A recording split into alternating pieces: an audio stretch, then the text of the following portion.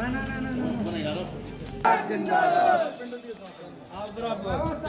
जिंदाबाद जिंदाबाद जिंदाबाद बाबा साहब अमर रहे अमर रहे अमर रहे अमर रहे अमर रहे जिंदाबाद जिंदाबाद जिंदाबाद। आपका मन रिझाने में बहुत माहिर है, लेकिन वो आपको जाल डालते हैं, शिकारी का दाना डालता है। 5 किलो फ्री गला देने का दाना डालना। ये क्षणों में श्रद्धा अर्पित करते हुए हमारे बीच में जो भी हमारे पार्टी के नेतागण यहाँ पर उपस्थित हैं, हम उनका सबका सम्मान करते हैं। हमारे जो बीच में माताएं, बहनें, बेटियां, बुजुर्ग बैठे हुए, उनको सबको चरण स्पर्श करता हूँ, नौजवानों को सम्मान करता हूँ। आज आप सब लोग पास के हैं, कोई बहुत दूर के नहीं है। मैं भरथना से विधायक रह चुका हूँ, सबको मालूम है जी। और भरथना समाजवादी पार्टी का गढ़ माना जाता था। वहां सपा हमेशा जीतती थी, अपना कभी खाता खुला ही नहीं। और 40-40, 50-50 हजार से जीत करके जीतते थे। लेकिन जब बहन जी ने मुझे अपना आशीर्वाद दिया तो 2007 में नामांकन के आखिरी दिन श्री मुलायम सिंह जी मुख्यमंत्री होते हुए हमारे खिलाफ पर्चा भरने आए, इसलिए कि इसको जीतने नहीं देना। लेकिन बहन जी का इतना आशीर्वाद था कि पूरे दिन भर की लड़ाई में धरती पुत्र धरती चाटते रहे और हाथी उनके ऊपर छाती पर चढ़ा चिंघाता रहा। पूरे दिन भर की लड़ाई में मात्र 6700 वोटों से डीएम साहब ने उनको जितवाया। आज बहन जी ने फिर आपके बीच में हमको आशीर्वाद दिया। मैनपुर से सपागढ़ में 19 साल में बसपा में रह चुका, 19 साल लगातार। और बसपा से इटावा लोकसभा का एक चुनाव लड़ा 99 में, 5 चुनाव लड़े विधानसभा के, और फिर ये 2024 का चुनाव बहन जी के आशीर्वाद से यहाँ पर मैनपुर लड़ रहा। सभी आपको कैडर देने की जरूरत नहीं है। मैं जानता हूँ आप सभी लोग वेल कैडराइज हैं। हमारी बहनें, बेटियां, आप सभी लोग अच्छी तरीके से अपने मान सम्मान स्वाभिमान की लड़ाई लड़ना जानते हैं। लेकिन मैं आपसे एक बात पूछना चाहूंगा कि क्या आप चाहते हैं, आपके दिल में ये है कि जैसे शिवप्रसाद यादव ने भरथना में सपा के गढ़ को ढा दिया, और कितनी खुशी हुई थी उस दिन बहन जी को, और पार्टी का कितना सम्मान बढ़ा था उस दिन जिस दिन भरथना का किला ढह गया था सपा का। तो क्या आपको ये भी मन में है इच्छा कि मैनपुरी का गढ़ ढह जाए सपा का और नीला परचम फैल जाए? बोलो, आपके मन में है सब लोग? आपके सबके मन में है? हंस के बोलो, खुद सबके मन में है? अच्छा, जो मन में है, तो अगर अपने दुश्मन को हराने के लिए हमें कोई चीज खरीदनी है, वो चीज है 1 रुपए की, और मेरे पास है 70 पैसे, तो 30 पैसे हम कहां से लाएंगे? बोलो भाई, 30 पैसे जुगाड़ करते हैं ना, 30 उधार लेते हैं, लोन लेते हैं, व्यवहार में ले लेते हैं, 10 दिन बाद दे देंगे भैया, ऐसे करते हैं ना? बोलो भाई, चलो हाँ उकारा करो, ऐसे करते हैं ना? हमारे पास सपा के गढ़ को गिराने के लिए ताकत कम है। तो हमारी जो ताकत है वो ताकत इकट्ठी हो, और अपने व्यवहार से हम अपने पास पड़ोस के सभी समाज के लोगों से भी व्यवहार में वोट मांगे सब तारीख के लिए। बोलो भाई, बोल नहीं रहे? आपने बहन जी की 4 बार की सरकार कोई भी कठरिया समाज, वाल्मीकि समाज, जवाकर समाज, संत समाज ऐसी की बात कर रहा हूँ। पाल समाज, कस्तर समाज, सत्ता समाज, वाल्मीकि समाज के बड़े बुजुर्गों के पैर छूने में कोई हमारी बेइज्जती है क्या? बड़ा भाई जो बड़ा होता है, जो बड़ा भाई होता है, घुट-घुट के जीवन जी रहे हैं। केवल वही दादा है जो सैफई परिवार का सगा है। जिसका सैफई परिवार से रिश्ता है वही हीरो है। बकाया खूब वोट देते देते मर जाओ उनको हीरो बनाने में, लेकिन जब उनको आप हीरो बनाते हैं तो आप उनको हीरो बताइए। बात सही है नहीं?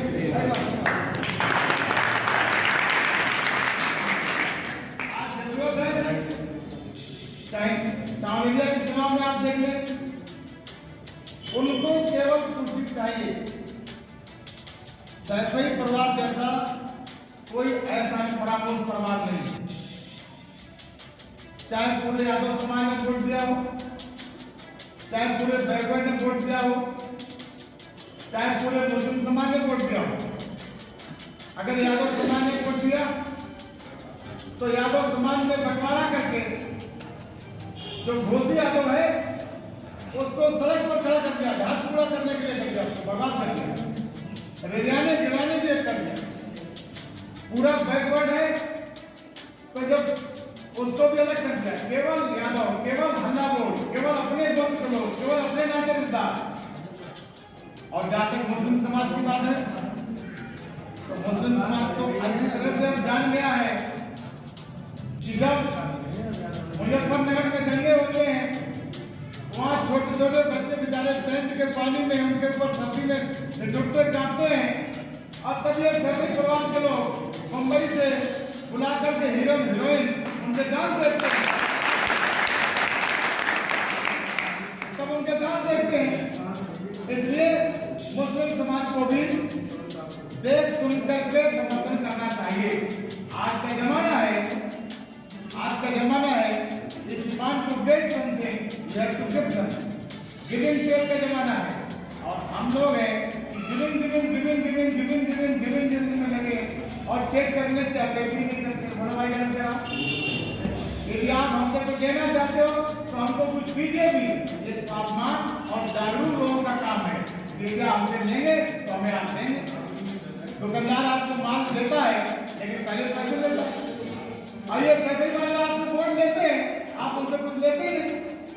आप उनको वोट देते हैं, आप उनसे कुछ लेते नहीं।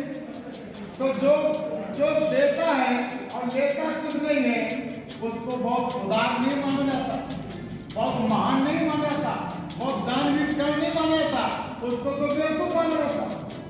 बड़ा भाई गलत करें, नौकरियां तो अपने लोगों को लगाएंगे, अपने उदाहरण लगाएंगे, ठेकेदारी तो अपने उदाहरण लगाएंगे। आज से कोई बात छिप नहीं है। जिनके पास टूटी साइकिल नहीं थी आज वो कितनी बढ़िया गाड़ी में चल रहे हैं। जिनके पास छप्पर नहीं था आज मेट्रोपॉलिटन सिटी में बड़ी बड़ी कोठियां खड़े किए हुए। आपसे देखते देखते ना, बोलो भाई, आपसे देखते देखते हुआ है। एक और आपके बीच में एक और हल्ला बोल खड़ा है, एक और हल्ला बोल खड़ा है और एक और सामंतवादी व्यवस्था खड़ी हुई है। एक और सामंतवादी व्यवस्था खड़ी हुई है जो आज भी इस बात पर भरोसा करते हैं कि प्रत्यक्ष और अप्रत्यक्ष रूप से आज भी लोग हमारे नीचे रह करके हमारी सेवा करें, उनको चाहे इतनी जाति में बांट दो। एक और इस प्रकार के लोग हैं, एक और हल्ला के लोग हैं, एक और महात्मा गौतम बुद्ध की विचारधारा, न हिंदू बनेगा न मुसलमान बनेगा, इंसान की औलाद है, इंसान बनेगा। महात्मा बुद्ध की विचारधारा है जात तोड़ो इंसान जोड़ो, जात तोड़ो इंसान जोड़ो। ये महात्मा गौतम बुद्ध की विचारधारा है। मैंने कल आज तक में इंटरव्यू में भी कहा था कि ये सब दोनों के दोनों ये सब खुरापाती हैं, दोनों खुरापाती, सत्ता खुरापाती, भाजपा खुरापाती। केवल भारतीय केवल समाजवादी जो है बहुजन समाज पार्टी समता ममता संभावना के रास्ते पर चलकर सर्वजन सुखाए और सर्वजन हिताय के आधार पर काम करती है। मैं नाम है चार बार चार बार लोग आरोप लगाते हैं, कहते होंगे कि भाजपा से सर्वे का संगठन ठीक है, भाजपा से लेकर सरकार में लेकिन हिम्मत होती जब वहाँ स्पीकर जन्मभूमि में उधर मचाने के लिए मथुरा में जब भारतीय जनता पार्टी के युवा मोर्चा के लोग पहुंच गए थे तो उनके पुटकों पर लट किसने लगवा बोलो, उनके पुटकों पर लट भी तो बहन ने लगाया था। बहन जी कभी भी अपने उसूलों से समझौता नहीं करती है और पूरे 5 साल की सरकार हो गई, पूरे 5 साल की सरकार हुई, राम जन्मभूमि प्रकरण का निर्णय बहन जी के शासन के काल में आया, लेकिन किसी भाई की हिम्मत नहीं पड़ी कि कहीं कोई खटपट करता है। बहन जी ने कहा 1 लाख लक्ष्य तैयार करो इन खुराबादियों के लिए। 1 लाख लक्ष्य को उठाना ही नहीं पड़ा, बहन जी पे हुंकारी पर्याप्त हुई और समझौता ठीक नहीं। 5 वर्षों की सरकार में कोई भी दंगा नहीं, कोई भी फसाद नहीं, सब लोग प्रेम स्नेह से भाईचारे से काम करते थे। तो हमको आज बहन मायावती जी के विचारों को बंद करते हुए, उनकी नीतियों को बंद करते हुए हमें उनको ताकत देनी है। और मैं आपको घोषित कराता हूँ कि इस बार के चुनाव का वातावरण बहुत अच्छा है, आपको बताओ भाई अच्छा बताओ बसपा का हाथी सिंगारा है कि जोर बोलो बोल जोर बोलो भाई, बसपा का हाथी सिंगारा है कि सिंगारा, अरे बसपा का हाथी तब सिंगारा है मैनपुरी में जब 2009 से हमारा अपना कोई भी मैनपुरी में प्रत्याशी नहीं उतरा।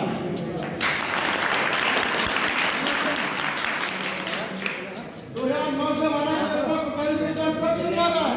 मैं बहुत बहुत बधाई देता हूँ, बहुत बहुत अभिनंदन करता हूँ, बहुत बहुत वंदन करता हूँ बहुजन समाज पार्टी के सभी जांबाज कार्यकर्ताओं को कि उन्होंने अपना वजूद बचाए रखा, उन्होंने अपना हौसला बढ़ाए रखा और सबकी नीतियों पर चलकर उन्होंने अपना रास्ता बहुत प्रशस्त किया। इसलिए आप सबका आभार व्यक्त करता हूँ। आपसे जो प्रार्थना है, आप सेवा का मौका देंगे, आप एहसास करेंगे। मैं देख रहा हूँ 80% गाँव में कच्ची सड़कें हैं। बेरोजगारों के लिए एक मैनपुरी जिले में कोई फैक्ट्री, कोई कारखाना, कोई उद्योग धंधा नहीं लगा पाया जी। और वो उद्योग धंधा उन्होंने इसलिए नहीं लगाया कि वे जब उनकी सरकारें आ जाती हैं तो वो धंधा अपना पैदा कर लेती हैं। धंधा उनका होता है मोटरसाइकिल चुराना, ट्रैक्टर चुराना, भैंस चुराना, बकरे चुराना, लोगों की ज़मीन पर कब्जा करना। इसलिए उन्होंने कोई उद्योग धंधे स्थापित नहीं किए हैं। तो जनता के मेरे पास बहुत मुद्दे हैं जनता के बीच जाने के और जनता समर्थन कर। क्या इस बार यादव समाज भी हाथी की तरफ जा रहा है? एकदम निश्चित रूप से घोसी यादव समाज पूरी ताकत के साथ हाथी की सूंड को पकड़ेगा, हाथी के निशान पर मोहर लगाएगा और अपने 40 साल के अपमान का बदला घुटन भरी जिंदगी से मुक्ति पाएगा। आपने देखा है कि आदित्य यादव, अखिलेश यादव की पुत्री जो डिम्पल यादव के समर्थन में पुत्री होकर वोट की अपील कर रही हैं, जो पहले देखा है बड़े बड़े नेता भी नहीं आते थे, अब पुत्री तक प्रचार में आने, क्या कहना चाहेंगे? मेरा आदित्य बिटिया को बहुत बहुत आशीर्वाद है। वो खूब पढ़े लिखे और नौकरी तो इसलिए नहीं करेगी कि चौक सफे के लोग कोई नौकरी करते ही नहीं, वो भी बड़ी नेता बने और नेता बनने की वो प्रैक्टिस कर रही है बेचारी। ठीक है। अच्छा, कन्नौज सीट को लेकर समाजवादी पार्टी में कन्फ्यूजन थी, कहीं तेज प्रताप यादव को टिकट देकर फिर काट दी, अब अखिलेश यादव खुद वहां से नामांकन कर दिया, क्या कहना चाहिए? ये सिद्ध करता है कि समाजवादी पार्टी का आत्मविश्वास कमजोर है, उसको अपने बेस बोर्ड पर विश्वास नहीं रहा है, जनाधार विश्वास नहीं रहा है, इसलिए वो असमंजस में कभी किसी काटते हैं, कभी किसी जोड़ते हैं।